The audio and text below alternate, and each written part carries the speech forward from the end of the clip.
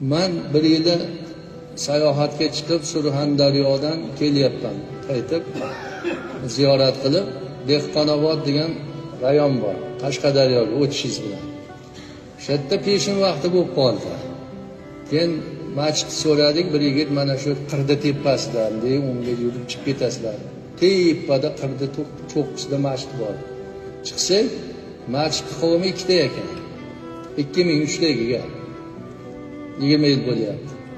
2 kishi imom bilan sufi ekan. Boshqa qavm yo'q.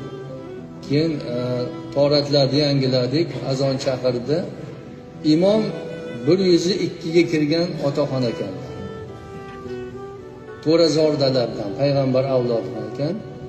Buxoro madrasasida bir necha yil o'sha o'rislar bosib kelganda ham dars bergan ekanlar.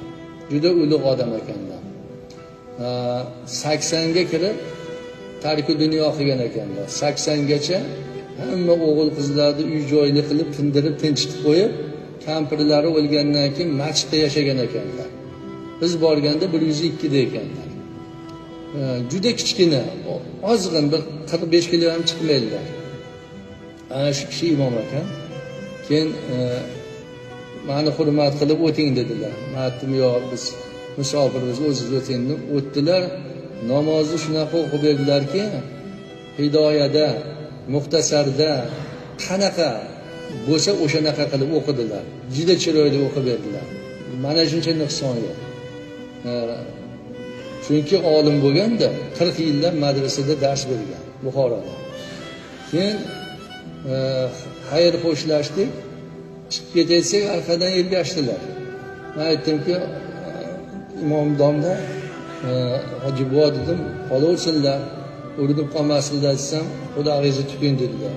Bo'ylari ham pasttekin ekan, engashib xudog'imni tutsam, mehmonni kamida 10 qadam kuzatib qo'yishlik Rasulullohning sunnatlaridan dedilar. O'sha sunnatni qilyapman, qani yuraveringlar dedilar. Chiqdik. Endi mashinaga chiqib, xayrlashdik. Tushyapmiz, mana bunaqa bo'lib tushar ekan, perivalga o'xshab qirdan. Har burilganda qarasam, qirdi lavga kelib mana shunaqa qilib turibdilar, ta'zim qilib. Ko'ryapsizmi? Mana ta'limot, mana olimlik. To mashina g'oyib bo'lguncha kirib ketmadilar hujralarga, masjidga. Ana bu haqiqiy ibrat oladigan narsa. Mehmonni ana shunaqa qilib, bir xillar darvozani ochib chiqaradi, bo'pti, xayr deb taqdi yo'q qo'yadi. Bu odobsizlik ekan. Mehmon g'oyib bo'lguncha kuzatib turish sunnat ekan. Bu bitta misol. Yana o'sha yili